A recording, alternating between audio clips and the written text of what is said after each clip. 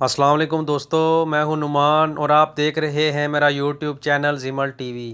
दोस्तों, आज की इस वीडियो में हम सऊदी अरब की बंद फ़्लाइट्स के बारे में बात करेंगे। वो दोस्त जो पाकिस्तान, इंडिया, बांग्लादेश और दूसरे ममालिक में रुके हुए हैं, वो बार बार मैसेज करके पूछते हैं कि फ़्लाइट्स कब ओपन होंगी। तो आज की वीडियो उन दोस्तों के लिए है। तो चलें दोस्तों, वीडियो शुरू करते हैं।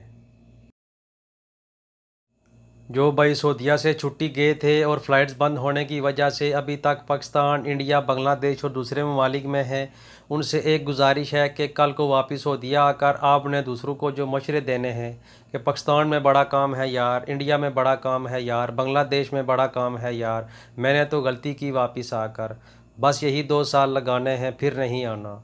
बस काम करने वाला बंदा हो, काम बहुत है, और कुछ नहीं तो बंदा फ्रूट की रेहड़ी ही लगा ले तब भी भूखा नहीं मरता।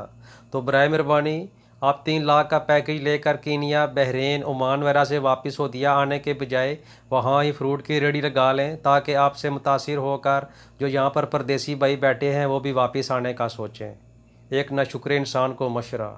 Thanks for watching this video. अल्लाह हाफिज़।